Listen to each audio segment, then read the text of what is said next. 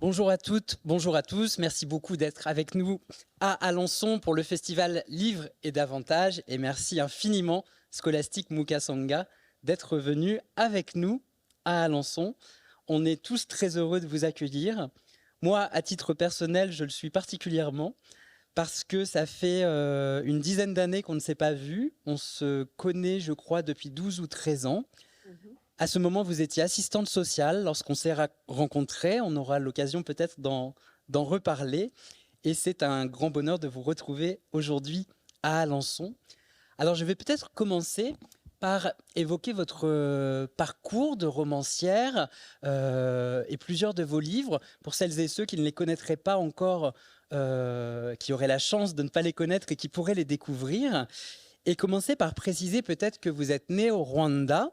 Je donne cette précision parce que c'est un thème important dans votre œuvre, dans les 10 livres que vous avez publiés, tous publiés chez Gallimard. Votre premier livre paraît Scholastique en 2006. Il s'agit d'Ignési ou les cafards, qui est autobiographique, le portrait de votre mère, le récit de votre enfance dans un village de regroupement, le village de regroupement de Nyamata, où votre famille a été déplacée en 1960 avec beaucoup d'autres Tutsis et où vous survivez en dépit des persécutions et des massacres à répétition.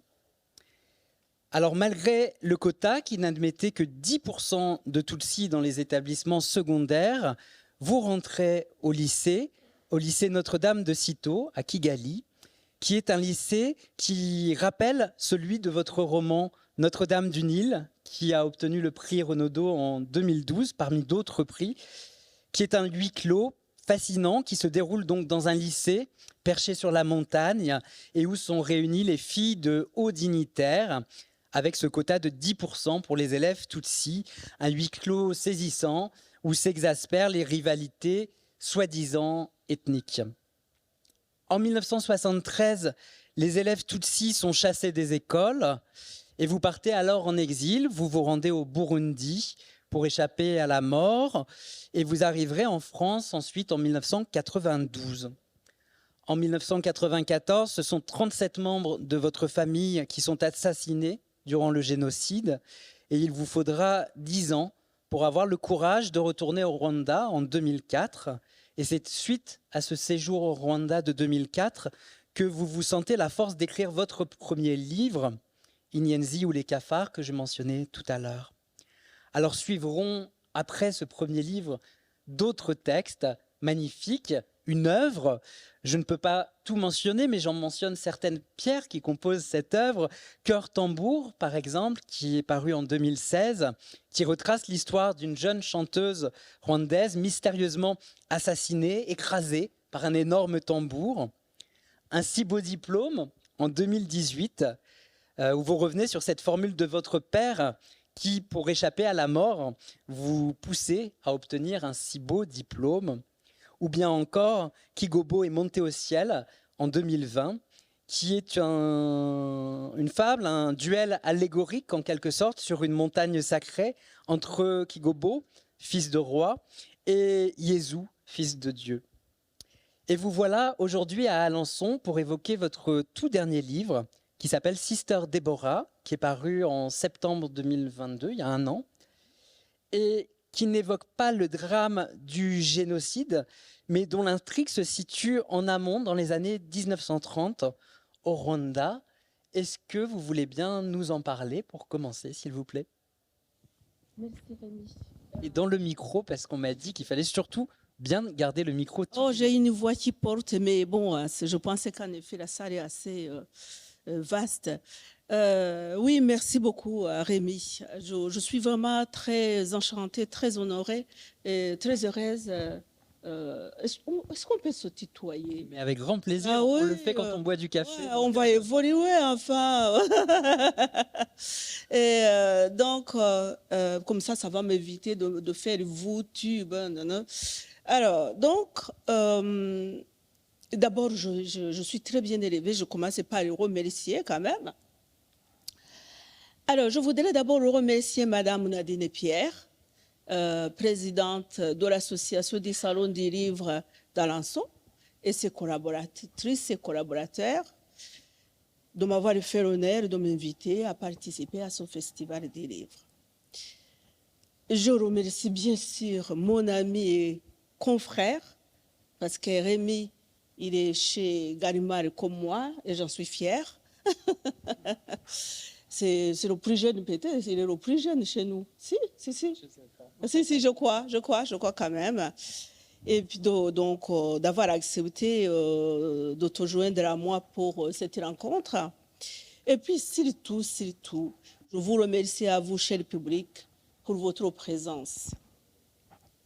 Alors, donc je pense que Rémi m'a très bien présenté, que je n'ai carrément rien à ajouter.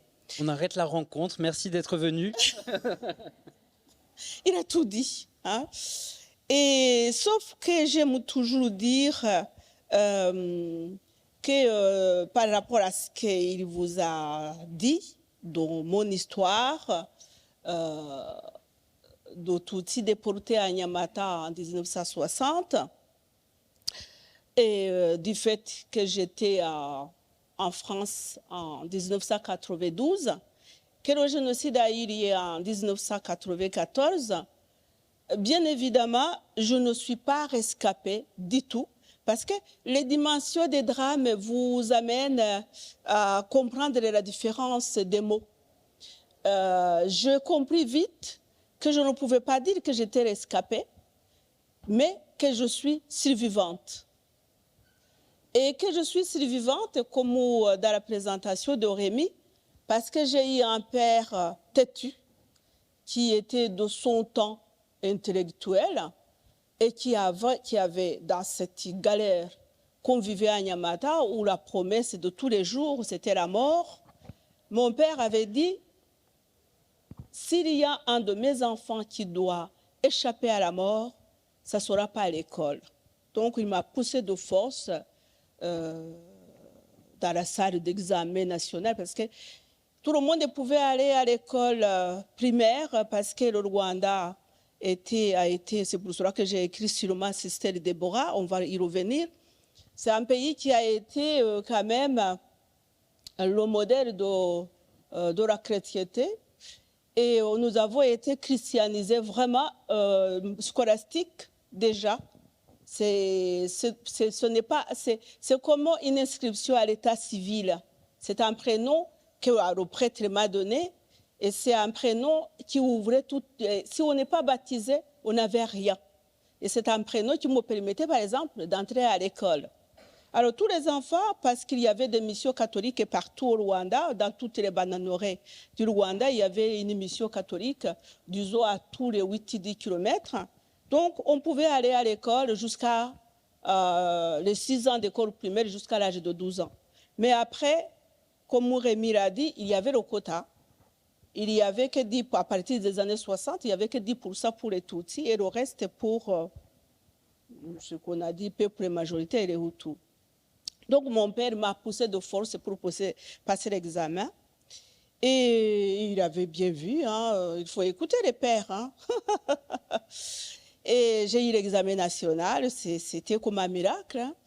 Et j'ai appris le français, bien sûr, parce que j'étais dans le lycée Notre-Dame des Citeaux, qui était le lycée d'élite féminine, où il y avait toutes les filles des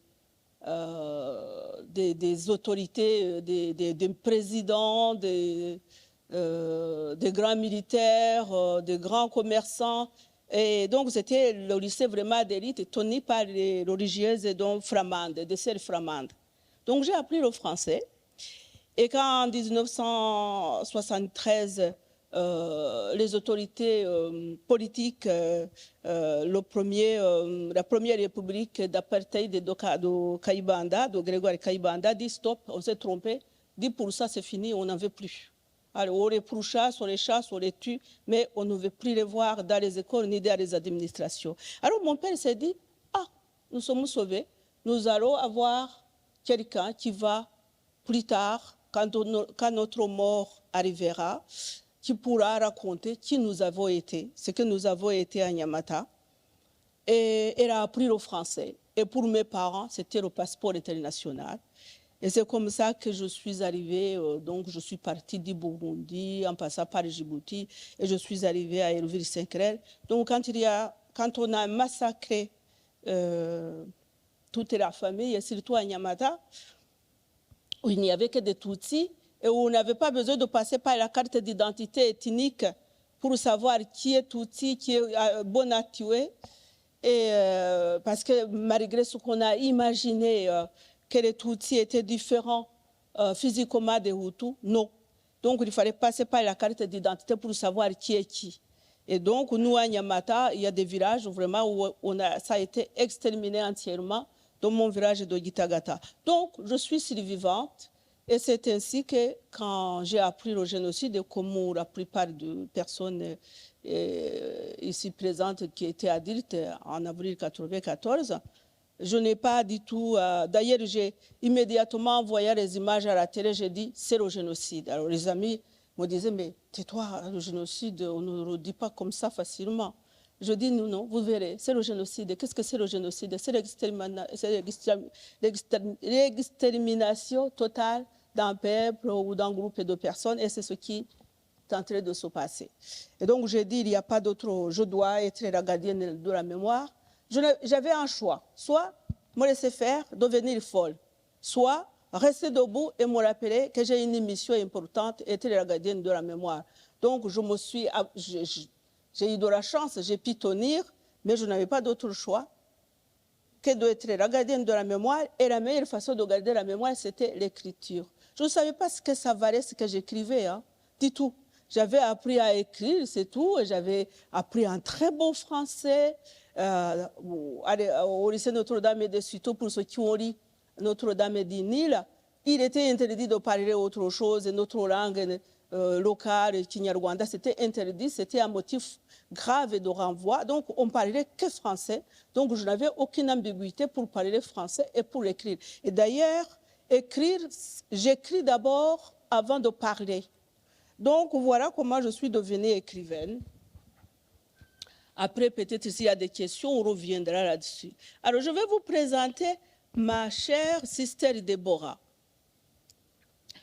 Alors, pour moi, Sister Déborah, c'est une précurseuse de la cause féministe. Alors, j'y vais, puisque j'ai préparé ça pour vous. Hein, je vous le travail accompli. Plutôt qu'écrivaine, j'aime à me définir toujours comme une conteuse, comme l'était Stéphania, ma mère. Petite fille, j'ai été bercée par les contes de Stéphania, qui était une conteuse intarissable. C'est bien la mélopée envoûtante des contes de ma mère qui m'ont donné la force d'écrire. Je pense avoir hérité un peu de son dos de conteuse. C'est comme si j'étais l'héritière légitime d'une image au trésor, une image remplie de ses contes dans laquelle je puise chaque fois que je me mets à l'écriture d'un nouveau livre. Si ma mère Stéphania ne savait ni lire ni écrire, elle était une conteuse de l'oral, et à mon tour, j'ose prendre le titre de conteuse de l'écrit.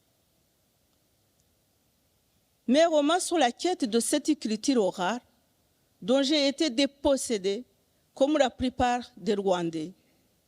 Comme je le dis dans mon dernier livre, Sister Déborah, j'ai écouté les conteuses qui revisitaient l'histoire pour lui donner sa vérité de légende. Si Sister Déborah s'inspire bien d'événements historiques, il s'agit bien d'un roman qui met en scène des personnages fictifs dans un contexte bien historique. Nous sommes dans les années 1930. Le Rwanda, ancien protectorat allemand, est placé depuis 1920 sous mandat belge par la Société des Nations. Le pays est le théâtre de la rivalité entre les différentes confessions chrétiennes. Les Rwandais sont écartelés entre leurs traditions et les influences extérieures qu'entendent leur imposer les colonisateurs et les missionnaires.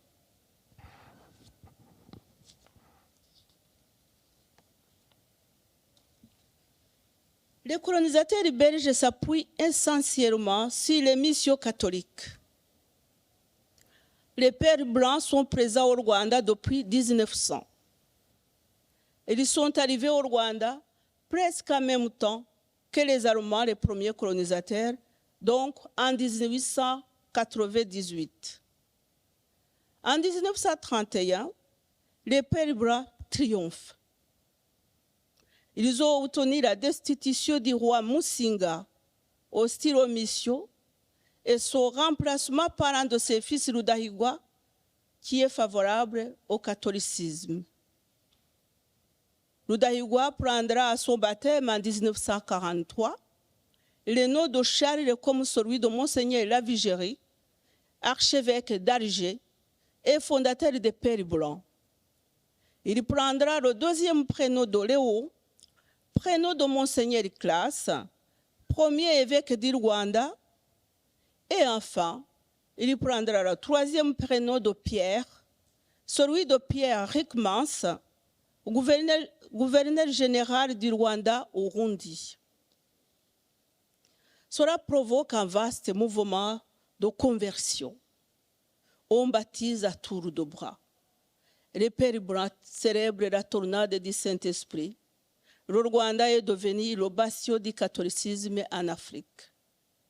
Ces conversions en masse s'accompagnent d'un déracinement profond dont on s'est longtemps refusé à mesurer l'ampleur. Diabolisation des croyances anciennes, mise à l'écart, persécution des gardiens de la tradition. Mais dans le même temps, côté protestant, une vague de réveil évangélique parcourt toute l'Afrique de l'Est. Le Rwanda, le Burundi, l'Ouganda, Kenya, Tanganyika. Selon les historiens, le point de départ de cette vague mystique se situerait à la mission anglicane de Gahini, située au centre du Rwanda, au bord d'un lac nommé Muhazi. La nuit de Noël 1933 est marquée, durant l'office, par une avalanche de confessions publiques. Les jeunes filles du pensionnat sont prises de convulsions et entrent en transe. Le réveil se propage bientôt dans tous les pays voisins. En 1923-27, au bord du même lac Muhazi, donc ça, ce sont des faits historiques, hein, ce que je vous dis, hein, ce n'est pas encore la fiction. Hein. C'est ce qui va me permettre de bâtir mon roman. Donc en 1927, au bord du même lac Muhazi, avait eu lieu un phénomène prophétique pyroma autochtone. Un prophète au nom de Rugira annonce aux femmes qui allaient chercher de l'eau au lac qu'une femme puissante nommée Ndanga allait émerger de l'eau du lac, apportant avec elle une semence merveilleuse, un sorgho miraculeux qui pousserait tout seul et apporterait abondance. Les femmes n'auraient plus besoin de cultiver, les coraux seraient chassés. Dans certaines régions, on cessa effectivement de cultiver. La famine menaçant, les chefs demandèrent à Rugina de démentir sa prophétie. Comme les femmes refusaient d'obéir, les Belges envoyèrent des soldats pour les disperser. Dans le roman Sister Deborah, mon héroïne, prophétesse d'une congrégation afro-américaine venue de Mississippi, qui annonce la venue d'une Messie noire qui apportera l'abondance et libérera les femmes de toutes les servitudes.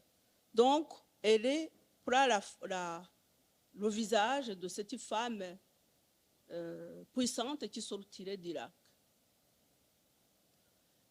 Et Sister Deborah, à ce moment, qu'est-ce qu'elle se confond pour ses fidèles avec Nyabingi, un esprit féminin dont j'ai déjà parlé dans Quel Tambour, très puissant, qui s'incarnait dans des jeunes filles qu'on appelait Abagerwa et ainsi ne mourrait jamais.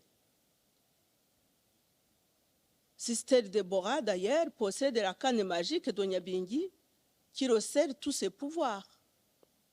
Car comme Nyabingi, Sister Deborah possède un grand pouvoir de guérison qui attire vers la mission afro-américaine de foule de pèlerins, surtout des femmes et des enfants.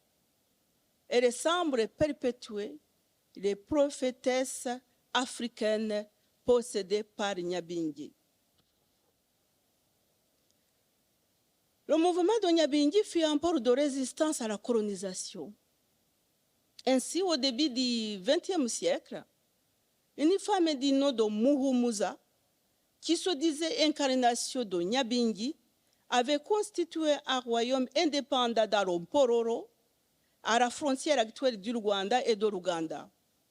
On la disait à la tête d'une armée d'Amazone, on parlait de 1500 têtes. En 1911, elle combattit les Anglais qui voulaient annexer ce royaume à l'Ouganda. C'est le mythe du retour des descendants d'esclaves d'outre-Atlantique en Afrique, terre promise, où ils retrouvaient l'âge d'or de leur origine, qui conduit la secte du révérend Marcus au Rwanda. Parmi les plus connus de ceux qui tentèrent de réaliser cette utopie, je pense bien sûr à Marcus Garvey, ce Jamaïcain qui créa en 1919 une compagnie maritime, la Black Star Line, excusez mon anglais, je suis fâchée avec l'anglais, pour rapatrier les Noirs américains. La compagnie fut faillite. Je pense aussi aux Rasta jamaïcains qui prenaient le retour en Éthiopie, c'est le pays ayant échappé à la colonisation avant 1936 et pour qui le négus Haïlé Sélassié était le Messie. Mais pour le révérend Marcus et sa prophétesse, thaumaturge, Sister Deborah, la terre promise, la nouvelle Jérusalem pour les peuples noirs tombés sous le joug de l'esclavage et de la colonisation, c'est le Rwanda. C'est là que le nouveau Messie qui sera noir établira ce royaume millénaire, mira de bonheur, selon l'Apocalypse. Et pour Sister Deborah, non seulement le Messie sera noir, mais ce sera une femme noire qui libérera les femmes de toutes les corvées auxquelles elles sont soumises par leurs époux et par les colonisateurs. Les prédications de Sister Deborah provoquent une grève et une croisade de femmes bientôt réprimées par l'intervention des troupes coloniales. Sister Deborah, devenue guérisseuse sous le nom de Mamanganga, dans un bidonville de Nairobi, Mary brûlait vive au cours des mètres anti-sorcellerie. Comme Nyabingi, elle ne meurt jamais. Elle se réincarne, ne serait-ce que dans un livre qu'écrit Miss Joels, alias Ikirezi, la petite fille maringre guérie par Sister Deborah, est devenue une universitaire africaniste très renommée. Miss Joels, si elle refuse d'engendrer la Messie comme on le lui demandait, de mystérieuses matrones, elle accouche d'un livre, le messianisme au féminin, un best-seller chez les mouvements féministes. Après tout, ce sont les livres qui font évoluer les esprits. Je me suis aperçue qu'en fait de compte, mon livre était au carrefour de toutes les utopies. Utopie évidemment vouée à l'échec, mais sans lesquelles la condition humaine deviendrait insupportable. Je crois que cela peut s'appeler l'espérance. L'espérance des hommes et des femmes, si utopique soit-elle, ne peut s'éteindre. Elle se nourrit de ses échecs. C'est ce que proclame Sister Deborah page 120. Je le sais maintenant. L'esprit ne viendra jamais. Et pourtant, malgré tout, il faut toujours l'attendre. Et j'annonce la venue de celle qui ne viendra jamais. Car si l'un ou l'autre des esprits tenait sa promesse, il n'y aurait plus rien à attendre. Tout s'arrêterait. Et serait-ce un bonheur que ce bonheur? 1000 ans de bonheur, et puis plus rien. Plus rien à regretter, plus rien à espérer. Et moi, je dis qu'il faut continuer à l'attendre, à proclamer qu'il va venir tout en sachant qu'il ne viendra pas. Son éternité tient à son illusion. Voilà, je suis partie de l'histoire vraie et j'ai fait un roman en m'inspirant de ce que j'avais pu comprendre ou entendre. Merci beaucoup. Et effectivement, c'est très intéressant d'entendre ce texte parce qu'on a le contexte, en quelque sorte, historique dans lequel tout se déroule. Et en même temps, tu mêles dans ce texte aussi à des passages du livre et les personnages fictifs que tu fais intervenir avec d'un côté donc cette église catholique avec les pères blancs et des Africains, Américains noirs qui arrivent et qui veulent prendre la place en quelque sorte. Et contrairement aux missions catholiques qui promettent le bonheur dans très longtemps, dans un après, eux promettent le bonheur immédiat tout de suite. Oui, oui, c'était alléchant, il faut croire que oui. Et puis de dire que les femmes n'auront plus à travailler, il est vrai que tout était...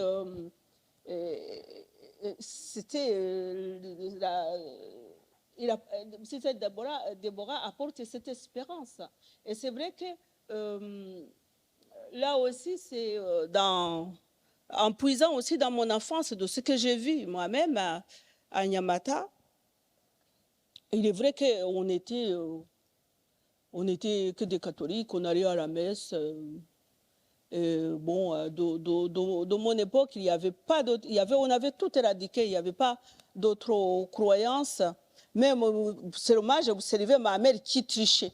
Quand ça allait mal, elle invoquait Marie, mais que ça allait très mal, elle invoquait Nyabingi aussi, hein, les esprits de ses ancêtres. C'est une forme de syncrétisme, en fait. Exactement. Il y a eu un syncrétisme, comme je le dis d'ailleurs très bien dans Kibogo. Dans Kibogo, on voit vraiment le syncrétisme. Et en même temps, on a vu arriver, donc on ne connaissait que l'Église catholique. Et puis, je me rappelle, donc c'était dans les années 70, on a vu arriver les Anglicans. Donc là, j'allais dire spontanément qu'on a pris ça vraiment comme un affront, que c'était scandaleux, que ce n'était pas possible qu'ils arrivent, qu'il y ait d'autres religions, mais en même temps, on était fascinés par le fait que justement les gens disaient facilement les choses, les gens étaient pressés, les pasteurs étaient partout, et les choses étaient beaucoup plus accessibles et on promettait, par contre nous on les mettait à l'écart. Donc à partir de ce moment déjà, l'arrivée des Anglicans a créé déjà une faille entre les Rwandais.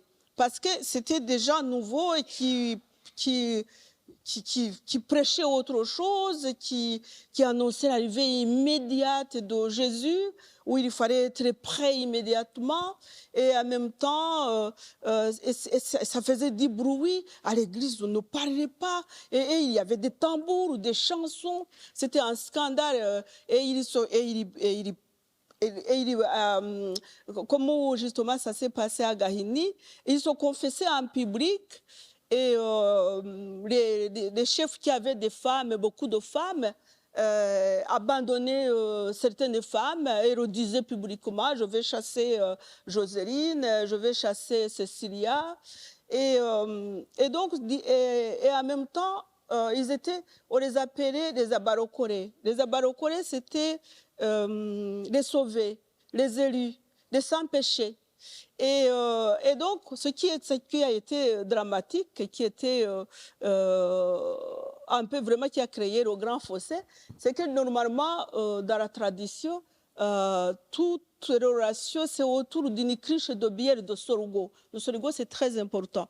Alors, comme ils étaient des abarocorés, des sauvés et des sans-péché, et que boire, c'est un péché, ils ne partageaient plus la cruche de bière, alors que tout se crée autour de la bière de sorgho.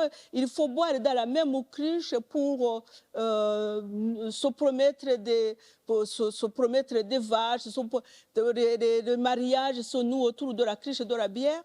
Donc, c'est des choses aussi que moi, personnellement, j'ai pu voir dans mon enfance.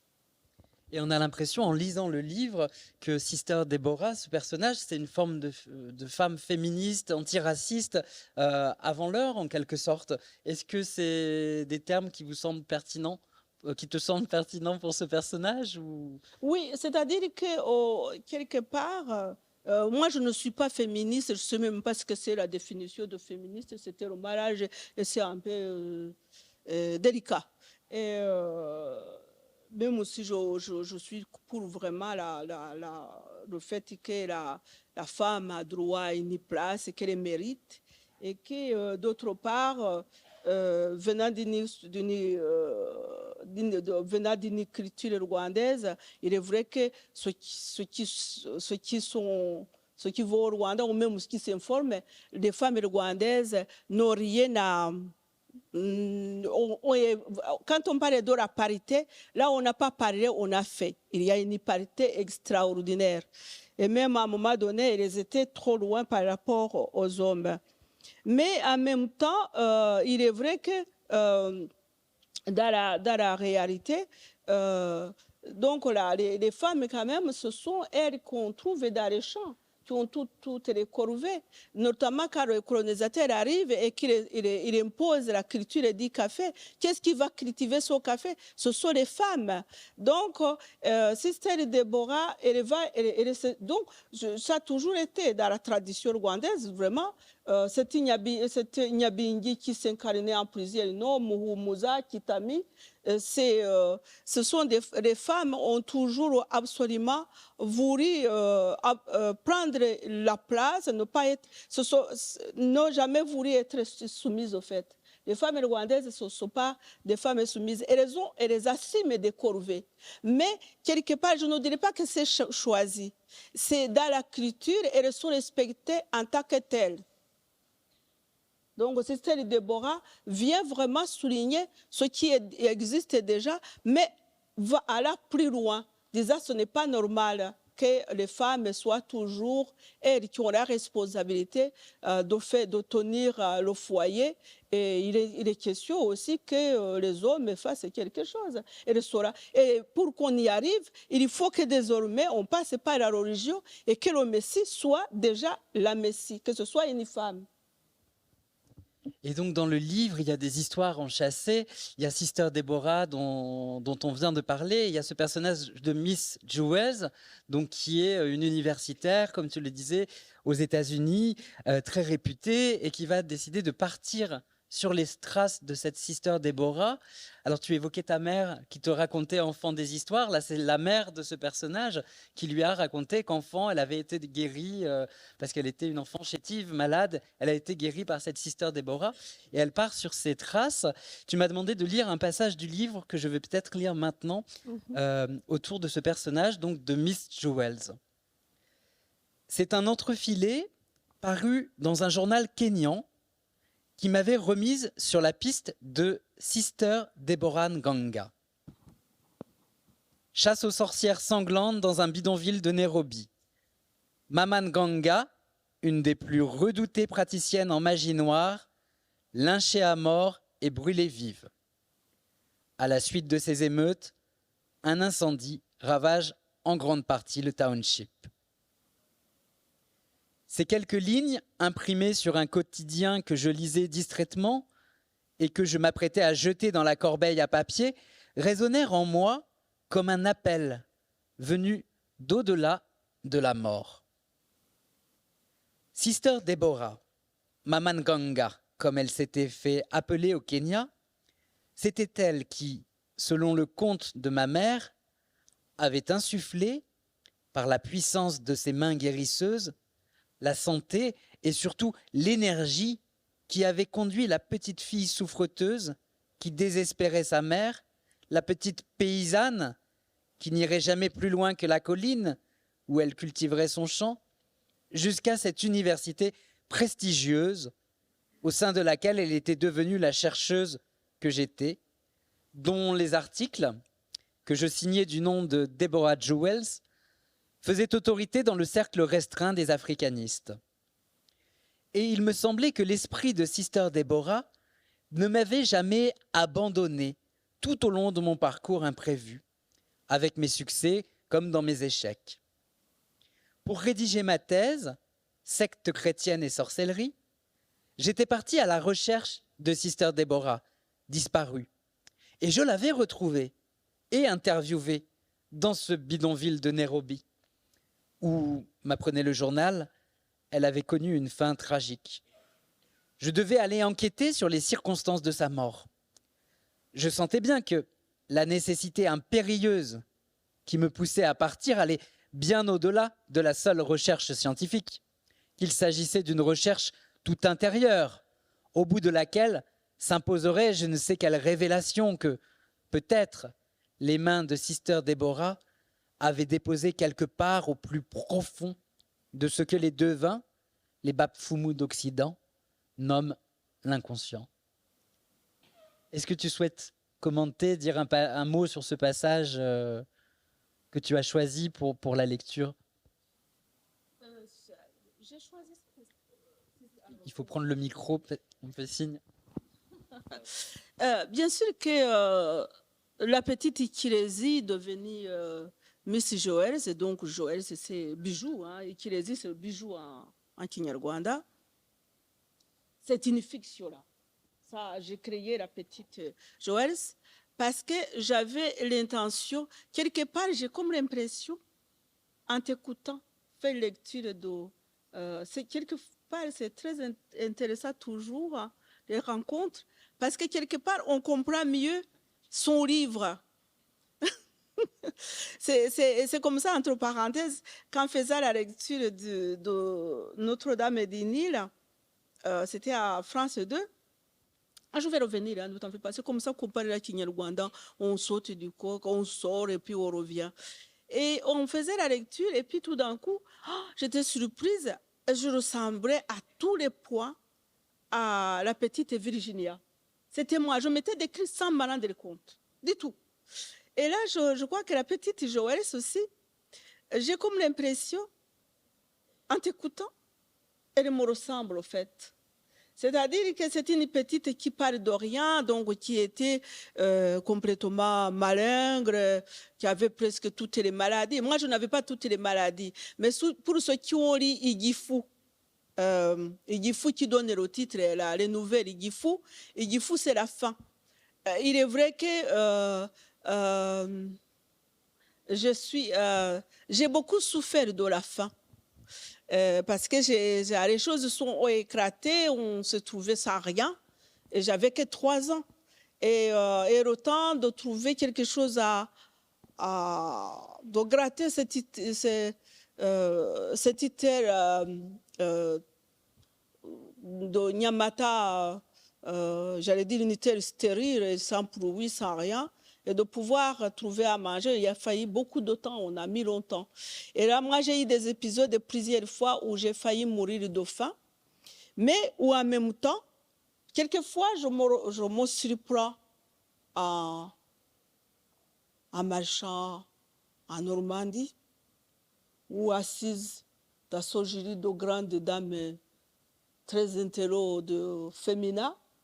Mais je dis, mais attendez là, c'est la petite Mukasonga qui était complètement perdue, malingre, maladive, qui n'avait aucune chance de survivre, qui est arrivée là.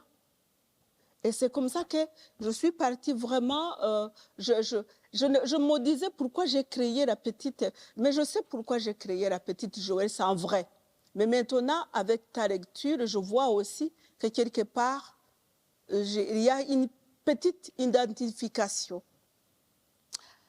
Donc, Miss Joël, en fait, c'est que je voulais que, comme je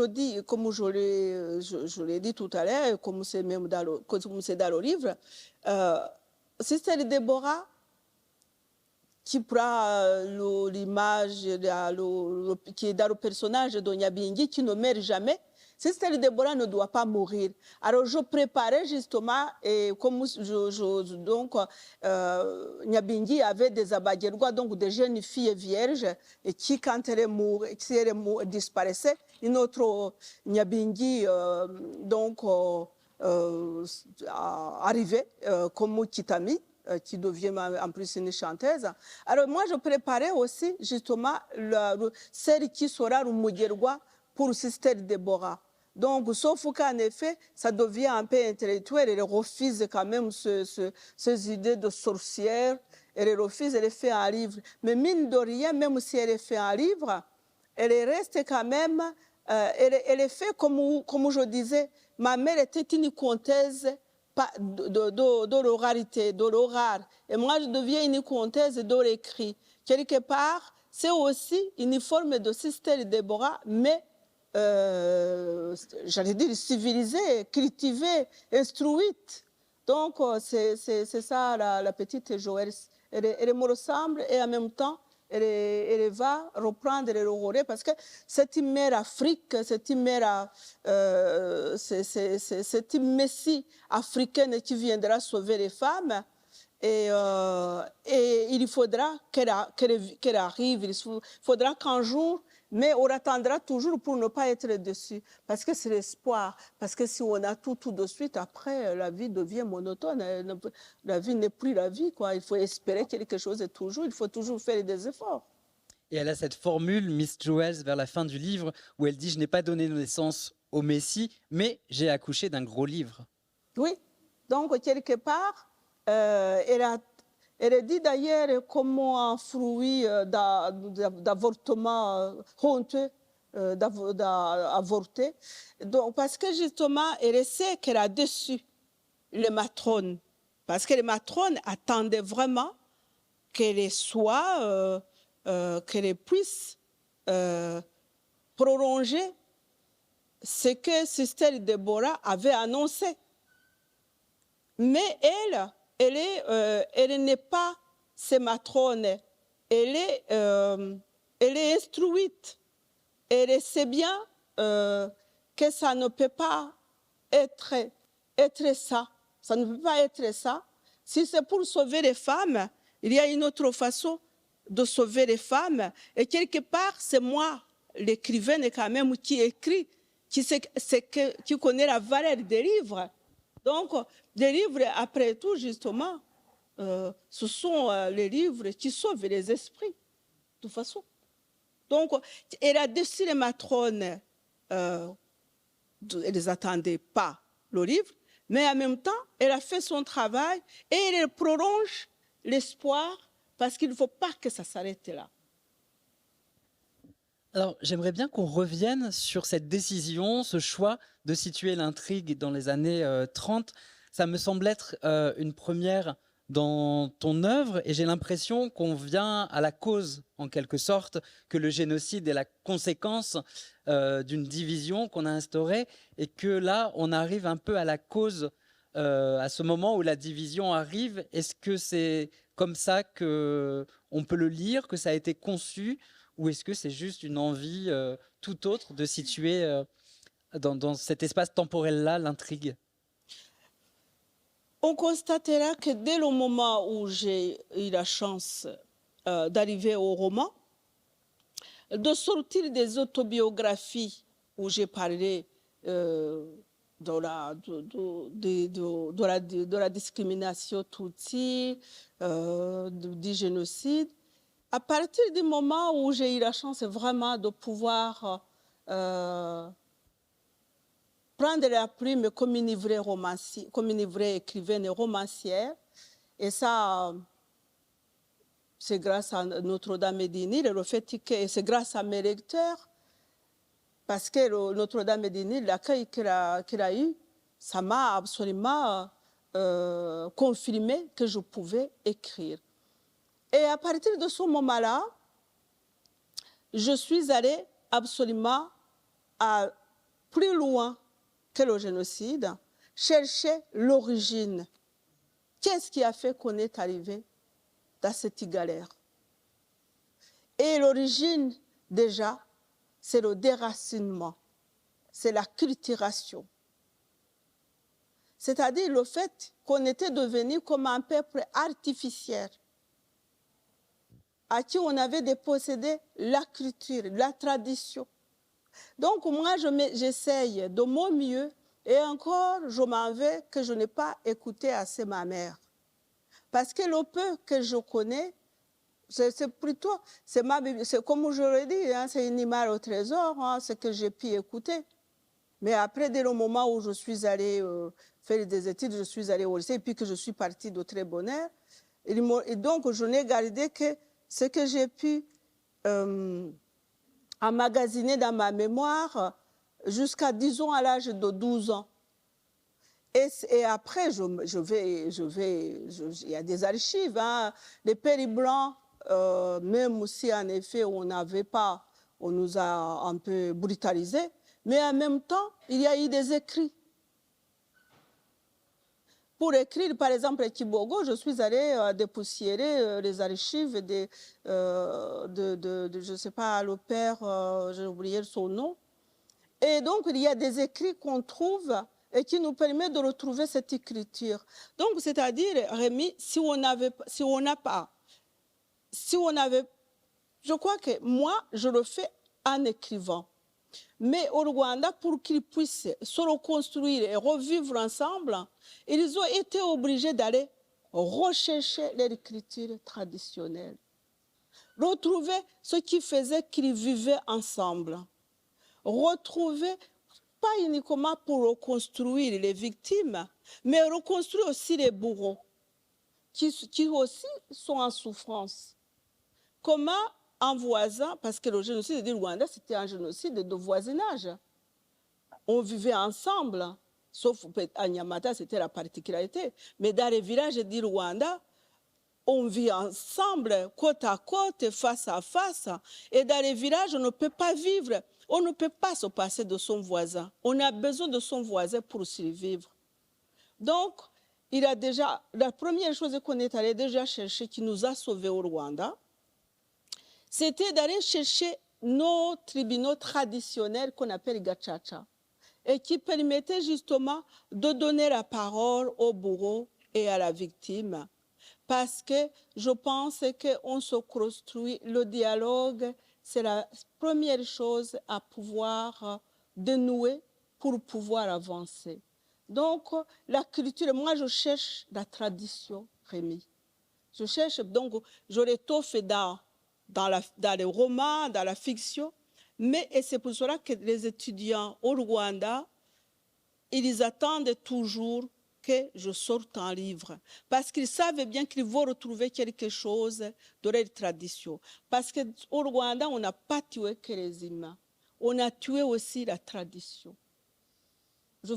J'essaye de faire de mon mieux. Sonia Bingi, que je ne connais même pas, qui était interdit, c'était un péché mortel. J'allais brûler dans l'enfer si j'avais raconté ça devant le prêtre. Mais Sonia Bingi, il a quelque chose de très puissant. C'était une femme, c'était une guérisseuse. Et donc, ce que je prête à Cicely Deborah, c'est vraiment la puissance d'Onyabinghi. Seulement, moi, je n'ai pas fait le culte d'Onyabinghi. Je suis encore prisonnière. Il me faudra des années pour pouvoir sortir. Vraiment, j'ai mariné trop dans la religion catholique. Et là, vous voyez, j'essaye d'aborder le sujet, mais je ne suis pas encore toute prête. Je n'ai pas fait le culte d'Onyabinghi. Je ne sais pas. On le vit très bien en lisant le livre, à hauteur du personnage. On vit cette expérience-là, effectivement, d'une expérience mystique forte. Alors, je vais vous laisser très bientôt le micro pour pouvoir poser vos questions à Scholastique Mukasonga. Peut-être juste avant, si tu veux bien, on avait prévu que tu lises un extrait du livre. Et c'est toujours très intéressant d'entendre la voix de l'auteur, de l'autrice, lire son texte. Je vous propose qu'on écoute, c'est vers la toute fin du livre. Oui, c'est Miss Joël, c'est justement. La date de mon retour approchait. J'essayais de trier et de classer le morceau de notes, de transcription d'interviews, de réflexions personnelles, de coupures de journaux qui devaient me servir à rédiger le compte rendu de la mission et l'article qui paraîtrait dans une revue africaniste. Mais à mesure que j'annotais, corrigeais, augmentais ces pages, j'étais envahie d'angoisse. Le sens de ce que j'avais écrit, de ce que j'étais en train de rédiger, se défaisait à mesure que je l'écrivais et que je le relisais. Celle qui m'avait insufflé enfant, je ne sais quelle énergie, il me semblait sacrilège de la livrer aux curiosités indésirables, aux spéculations indécentes des historiens, ethnologues et autres personnages du même acabit.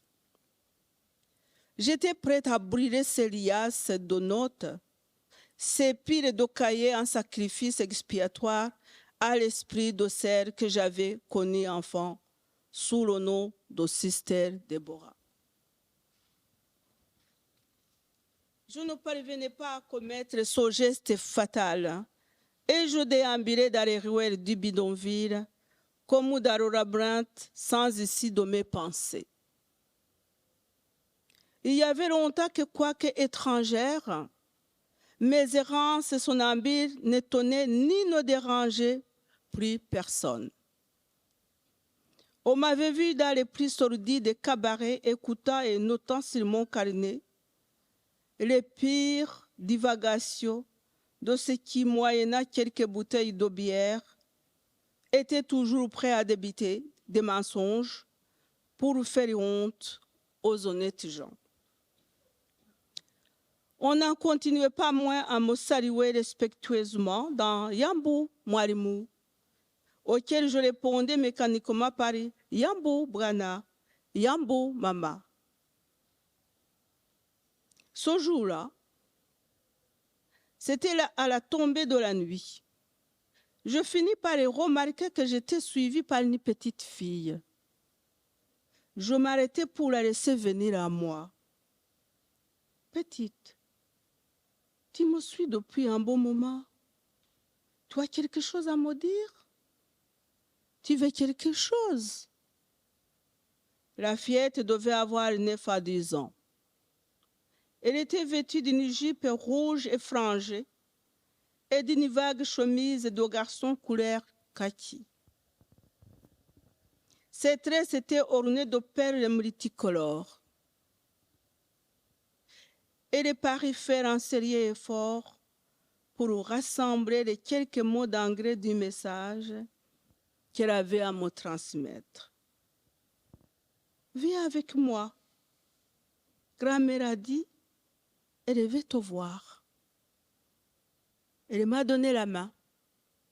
Et nous avons traversé le bidonville jusqu'à cette périphérie incertaine où les terrains vagues sur lesquels les cabanes les plus précaires viennent d'être construites à la hâte, menaçant les derniers épineux de la savane.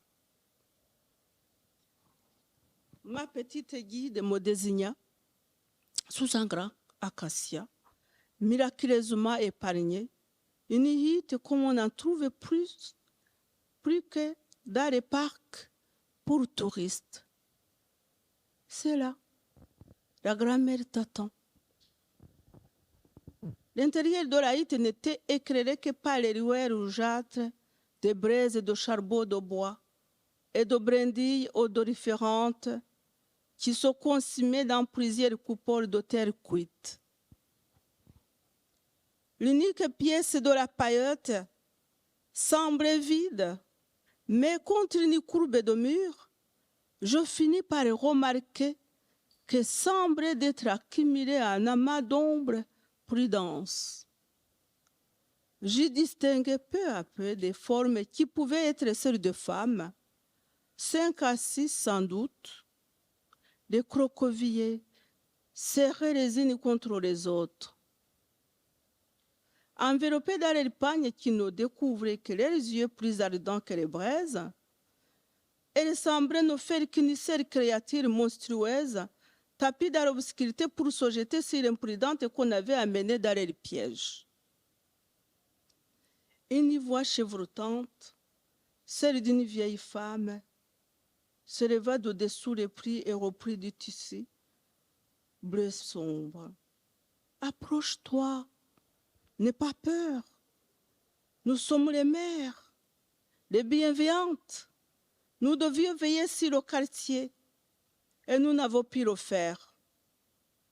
Le diable a été plus fort que nous.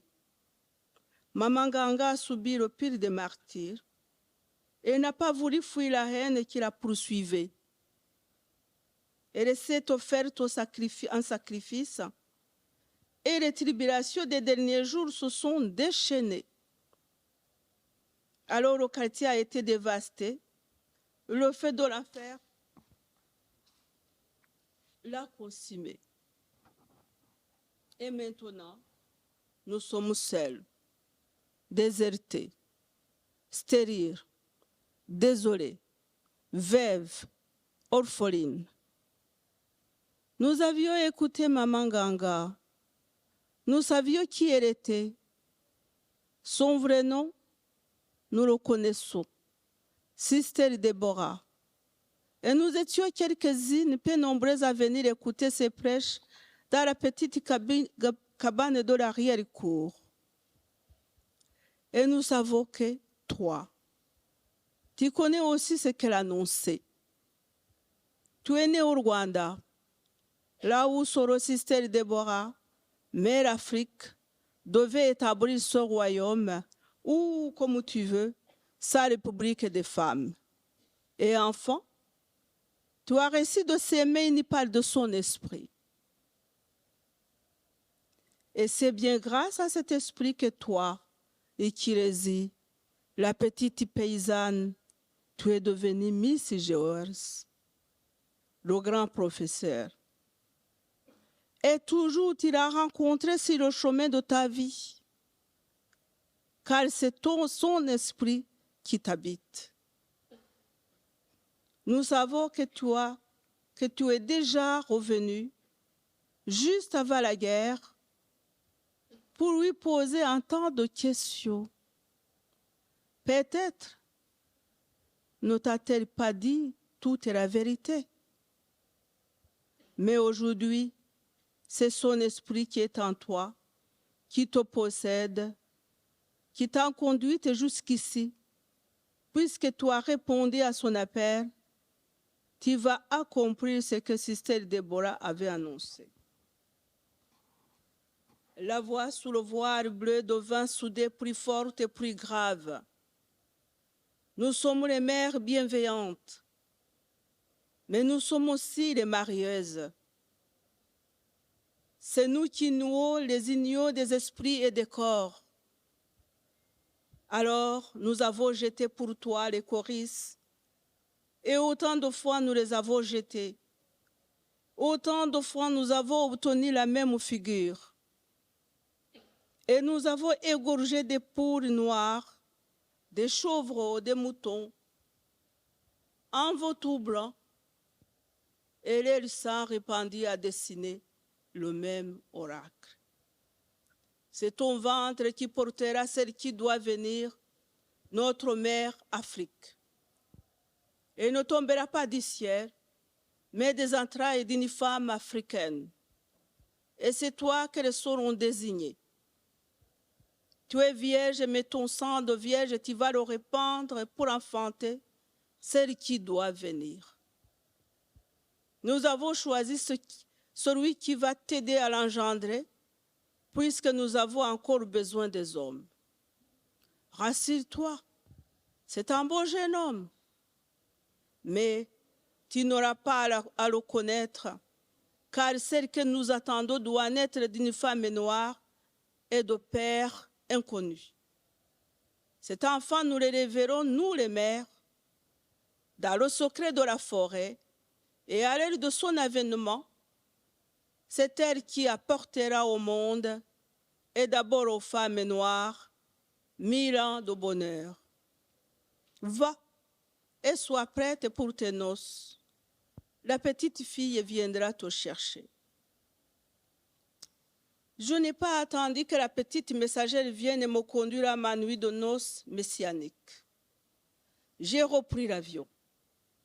Je ne me sentais pas la force de devenir la mère du Messie, même si ce n'était qu'une petite fille noire. Je n'ai pas donné le jour à celle qui doit venir. J'ai accouché d'un gros livre, comme le fruit honteux d'un avortement. Le messianisme au féminin a eu un gros succès. Il a été quelque temps la Bible des mouvements féministes radicaux. Je ne me suis jamais mariée, mais j'ai eu 2 enfants, des filles. L'aînée est enceinte. On m'a assuré que ce sera une fille. J'attends celle qui doit venir. Merci beaucoup, Scholastique Mukasonga, pour cette lecture. Merci infiniment aussi pour votre venue à Alençon.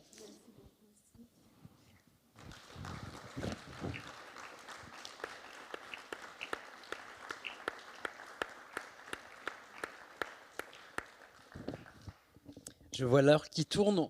On peut prendre le temps d'une ou deux questions et après on pourra poursuivre l'échange de toute façon autour de dédicaces dans la salle suivante. Mais si certaines ou certains d'entre vous souhaitent profiter de ce moment pour poser une question, intervenir, faire une remarque, n'hésitez pas. Il y a un micro qui va circuler. Il faut juste lever la main pour qu'on puisse savoir à qui le donner. Toujours intimidant hein, de prendre la... Je suis le premier à pas aimer quand je suis dans le public lever la main pour poser une question. Non, ils sont généreux. Vous avez dit qu'ils allaient me faire les remarques. Et comme je leur rendu des remarques. Ouais. Non ? Moi, j'ai peut-être une toute dernière question avant qu'on conclue sur cette figure de de Sister Deborah. Si on la place un peu dans une histoire littéraire, comment est-ce qu'on l'aborde? Est-ce qu'on la voit comme une héroïne ou plutôt comme une anti-héroïne? Parce que comme vous l'écrivez, cette espérance, cette quête, elle est vouée à l'échec. Et en même temps, c'est presque du fait de cet échec que l'espérance existe. Oui, oui. Moi, je dirais les deux. Elle incarne les deux. Elle est l'héroïne. Elle n'est pas l'héroïne non plus. Parce qu'en même temps, elle est, pour dire simple, elle est traditionnelle et en même temps moderne. Donc, c'est la figure de Sister Deborah. Moi, je vois en écrivant ce livre, c'est un livre qui m'a donné des forces, au fait, complètement. On la voit et elle s'est imposée quand même face à Marcus, qui n'était pas si simple que ça. Et c'est une femme puissante. Et moi, je crois que j'ai dit que je n'étais pas féministe, mais en même temps, je veux que la femme soit une femme puissante. Hein? Et elle est créatrice d'espoir. Et elle est guérisseuse quand même. Elle soigne les femmes et les enfants, les plus faibles, quoi. Et donc, non, elle est les deux. Elle est les deux. Ça fait un beau mot de conclusion, je pense. Merci. Merci encore. On peut te rencontrer dans la salle d'en face, en dédicace, à partir de maintenant. Et je vous rappelle aussi que si vous souhaitez vous investir pour l'association du Festival du Livre qu'organise cet événement, il y a un stand juste entre les deux salles où vous pouvez rencontrer des bénévoles. Et on serait ravis d'avoir des personnes qui nous rejoignent. Merci beaucoup d'être venus et à tout à l'heure. Merci encore.